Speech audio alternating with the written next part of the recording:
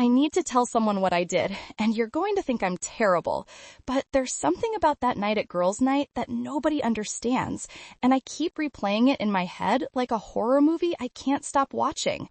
Everyone thinks Marcus is the villain for walking out, for packing that bag while I was out with my friends, for sending that cold lease termination text at 2 a.m., but the truth is, I'm the one who ruined everything, and here's what really happened when I opened my big stupid mouth at that bar. The worst part about what happened isn't what you think. It's something I've never told anyone, and it changes everything about why he left, why I deserved it, and why I'm sleeping on my sister's couch while he's probably already found someone new who knows how to keep her mouth shut. We'd been together 3 years, lived together for 2, and things were fine. Not perfect, not fireworks every night, but solid.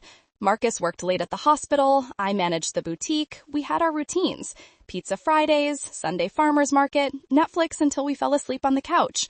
I told myself this was what adult love looked like. Comfortable, predictable, safe. But here's what I haven't told you yet. I was so focused on how bored I felt, how routine everything had become, that I missed all the signs he was pulling away.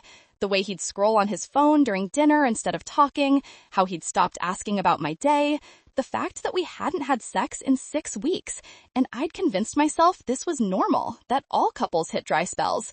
Looking back, the signs were all there, but I was too busy crafting complaints for my friends to see the real problems staring me in the face. My friends hated him. Sarah called him emotionally constipated. Jen said he took me for granted. They'd been planting these seeds for months, maybe years, and I was like fertile ground, ready for their words to take root. You deserve better, Sarah told me over margaritas that night, someone who makes you feel alive. I should have known something was wrong when I got 6 texts in a row from Marcus asking when I'd be home, but I ignored it because I was 3 drinks deep and finally feeling heard by someone, anyone. There's something about Sarah that I haven't told you yet. She'd just gone through this messy divorce where her husband left her for his coworker, and she was projecting all over me like a broken movie screen. But I couldn't see that then. All I heard was validation for every tiny resentment I'd been collecting like stamps in an album. He doesn't appreciate you, she said, and I nodded along, forgetting how he'd rubbed my feet every night during my retail holiday shift. When's the last time he surprised you? She asked, and I couldn't remember the coffee he'd brought me that morning because I was running late. That's when I said it, loud enough for half the bar to hear. I basically settled. I mean, love shouldn't feel this comfortable, should it? The words felt powerful leaving my mouth, like I was finally taking control of my narrative instead of just living in it.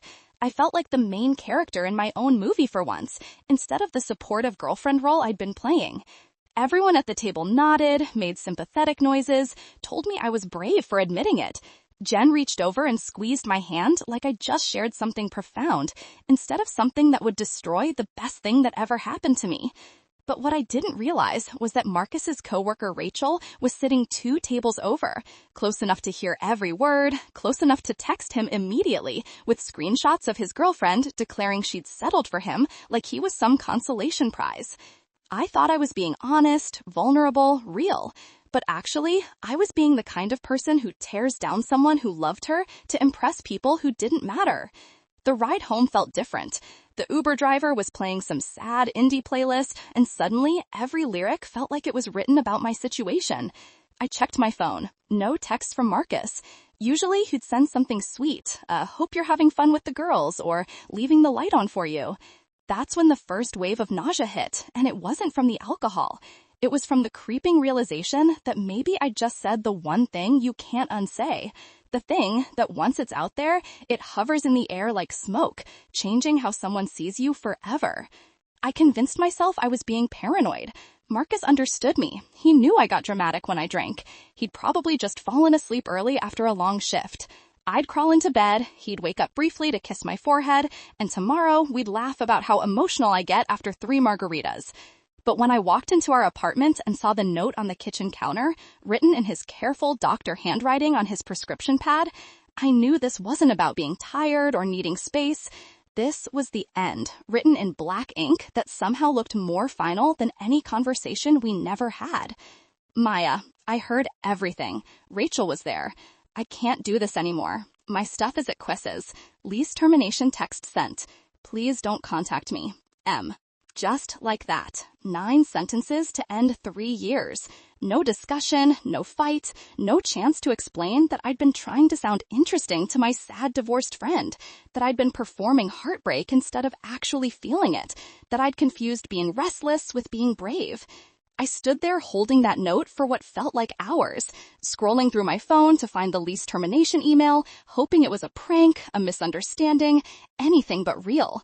But there it was, cold and formal, ending our domestic partnership as efficiently as he'd ended his shift at the hospital. You're probably thinking this can't be the whole story, that relationships don't end over one drunk conversation at a bar, and you're right, but it gets worse. And here's what makes me really terrible. Part of me felt relieved. Standing in that empty apartment, looking at the half of the closet that suddenly looked cavernous, I felt this weird mix of devastation and freedom. Like I'd been handed the out I didn't have the courage to take myself. And that's what makes me the villain here, not Marcus. The real reason I'm telling you this isn't because I want sympathy or because I think we should get back together. It's because 3 weeks later, I saw him at Whole Foods with a woman who looked at him like he hung the moon, and she was laughing at something he said, and he looked happy in a way I hadn't made him feel in months. I keep thinking about that night, replaying it like a movie I hate but can't stop watching. How I traded 3 years of quiet loyalty for 5 minutes of feeling interesting. How I let my friend's bitterness poison what I had. How I performed heartbreak instead of appreciating love. The worst part? Marcus understood something I'm only learning now. That when someone shows you who they really are, you should believe them. And I showed him I was someone who'd rather complain about love than actually do the work of loving someone when it gets hard. So, yeah, everyone thinks he's the villain for packing that bag, for sending that text, for ending things so cleanly. But the truth is, he just believed me when I told him I didn't want what we had anymore. He just took me at my word, and that might be the most honest thing anyone's ever done for me.